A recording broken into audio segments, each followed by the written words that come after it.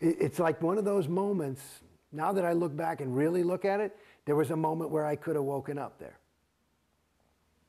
But you choose not to. And that's part of the reason why Scientology is expensive. You know. Well, if you're paying a lot of money for it, it makes it more valuable. And you give it more. It's like I was just listening to the fucking radio today. There's this guy. He was working at MTV. And they were in New York. This is just on NPR today. This guy. And he was on this art channel on NPR. And he was working at MTV, and they were talking about packaging and marketing and how important it is. And the guy, and he was talking and saying it was important, and that it was, this other guy said, it's not that important. He says, bullshit.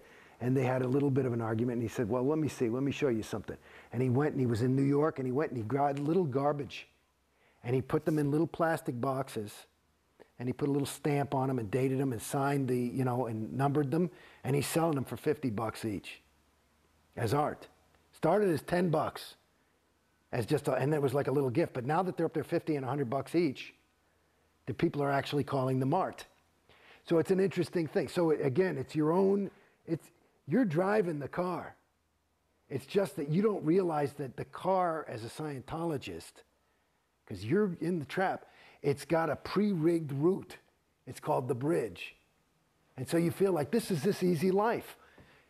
I just got to sit here and the car basically drives itself. All I got to do is show up at the church and I'll be happy. And there you are.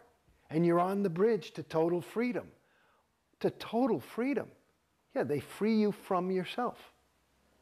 That's one of the brutally ironic things about Scientology when they have a slogan called Think for Yourself. Yeah. And you find yourself thinking exactly what Scientology wants you to think, it seems. No, but you're doing it yourself. That's why it's pretty good. I mean, it's really insidious. It's quite, it's so bold and bald-faced that, you know, you just would never suspect it.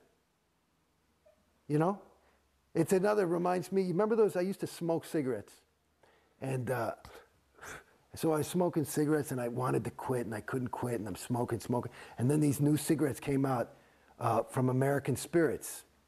And I say, and they're supposed to be all natural, right? And the fucking thing on it, it said addictive free. And I said, bullshit. So I start smoking and I'm down to like 2 cigarettes a day. And I'm like fucking disseminating the shit out of these things. They're the best cigarettes in the world. And I'm telling everybody, these are addictive free. I'm hardly smoking at all. I say, look, it's addictive free. It says, that's not, it says additive free.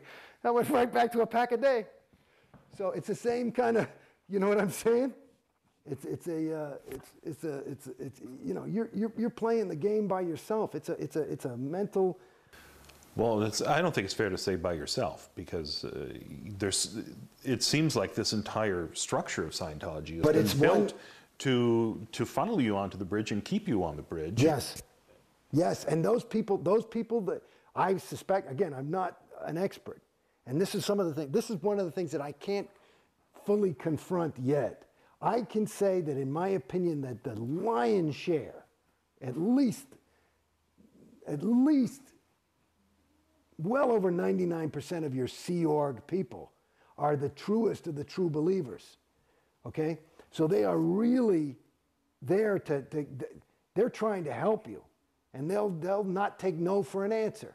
It's like, you know, your son wants to touch the stove, and, you know, you're willing to physically stop him, even though he's sure that he wants to see that beautiful blue thing that's dancing there and touch it.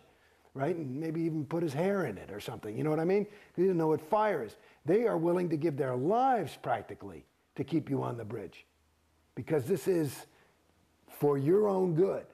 So, but they are doing it. That's just one individual, and that individual is doing his job. There's not a lot of them that need to be told to get up in the morning. They're on autopilot too. But the whole group is, it becomes, you know, this living, breathing thing. And the thing that I haven't quite confronted is, I can't quite see what the fuck anybody gets out of it. Like, you know, is COB, does he want $300 million? Is that what it is? Does he want $1 billion? And COB is David Miscavige. I mean, is that it? Is it just his power hard on? is, you know, or is it just insanity? You know, I mean, I wonder, is LRH, was he just crazy? You know, there are people, maybe he was an SP, you know, whatever. But I don't know. I mean, the jury's out for me. I haven't, like I said, I can't confirm. I don't see what the fucking, like if I wanted money, I know for me, if I wanted $1 billion or something like that, I couldn't do that. That wouldn't be a way for me to, you see what I'm saying? I couldn't do it. I'd probably kill myself. You know what I mean? I just couldn't live with myself like that. I certainly couldn't look my son in the eye. You know what I mean? But that's me. And maybe that's me, PTS. Maybe I'm fucked up. Maybe that's my conscience, whatever the fuck that is. But do you see what I'm saying? I don't know. I haven't quite had that confront of truth or evil, depending on what you want. But I don't know what the fuck anybody wants out of it. Well, Like all this money is a big thing. Where does it go? Well, we see recently there was a video released of Tom Cruise's birthday aboard the Free Winds, and I understand that there was 6 figures spent on the birthday party for Tom, and that's parishioners' money going to keep Tom Cruise happy. Well, they figure that's worth it. You know, according to him, he brings in just him being Tom Cruise.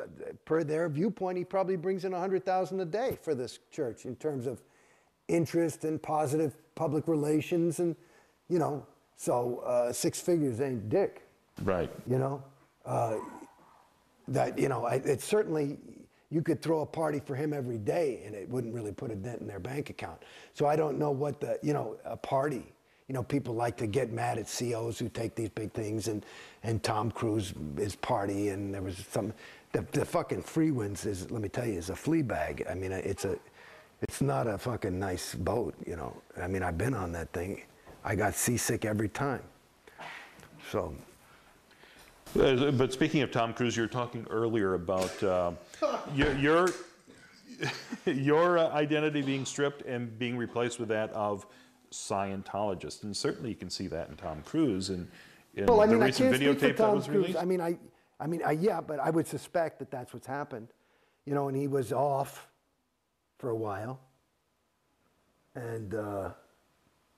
He's in gung-ho. I'm sure he went through a big ethics cycle and woke up, because he probably had some trouble with his wife and he found his ruin. I think it's probably, I would just, maybe he has trouble with girls or something like that. That might be his whatever. I don't know. Anyway, he's But at any rate, he seems like the, ideal of what a Scientologist should be. I mean, dedicated. Well, I was in there. COB called me the poster boy for Scientology. I was as gung-ho as you could get.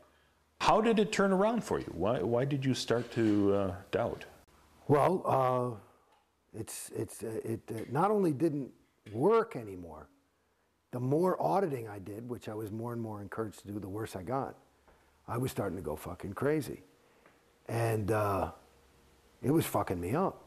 How far up the bridge did you go? I'm a Class 5, OT5. I've done all my L's. Done a lot of, what do you call those fucking things?